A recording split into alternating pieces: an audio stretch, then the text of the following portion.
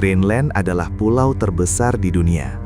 Secara geografis, ia berada di Amerika Utara, tapi secara politik merupakan wilayah otonomi Denmark. Penduduknya hanya sekitar 56.000 orang, namun wilayahnya luas luar biasa.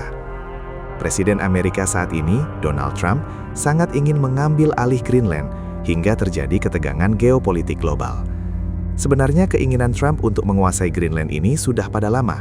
Pada tahun 2019, saat dirinya menjadi presiden untuk pertama kali, ia memberi pernyataan Amerika Serikat tertarik untuk membeli Greenland. Klaim Trump bahwa AS membutuhkan Greenland untuk keamanan nasional tentunya ditolak tegas oleh Denmark, tak lain juga sekutu NATO, serta pemerintah dan rakyat Greenland sendiri. Lantas, siapa sebenarnya pemilik sah Greenland dan mengapa pulau es raksasa itu begitu diincar Washington? Greenland adalah pulau terbesar di dunia yang bukan benua, terletak di kawasan Arktik dan secara geografis masuk Amerika Utara. Meski demikian, wilayah ini telah berada di bawah kendali Denmark selama hampir 300 tahun.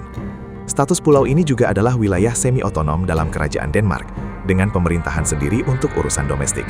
Sementara kebijakan luar negeri dan pertahanan tetap dipegang Copenhagen. Greenland adalah milik rakyatnya, dan hanya Denmark serta Greenland yang dapat memutuskan masa depan hubungan mereka.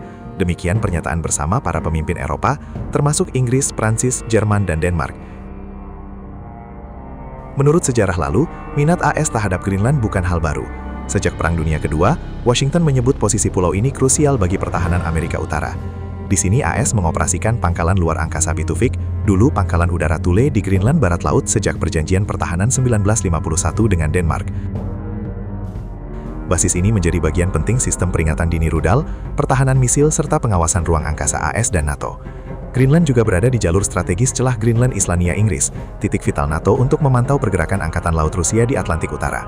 Ketegangan meningkat seiring mencairnya es Arktik akibat perubahan iklim yang membuka rute pelayaran baru dan akses ke sumber daya alam, mineral bernilai tinggi. Klaim Trump menegaskan alasannya bukan mineral untuk menginginkan Greenland tapi untuk keamanan nasional, karena menuding kawasan itu banyak dipenuhi kapal-kapal Rusia dan Cina.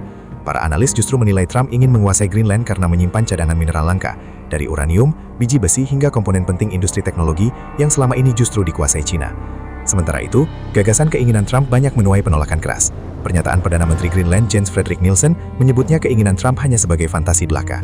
Sentimen publik di Greenland juga jelas. Mayoritas warga yang berjumlah sekitar 56.000 jiwa dan sebagian besar suku Inuit mendukung kemerdekaan dari Denmark dalam jangka panjang dan menolak menjadi bagian dari Amerika.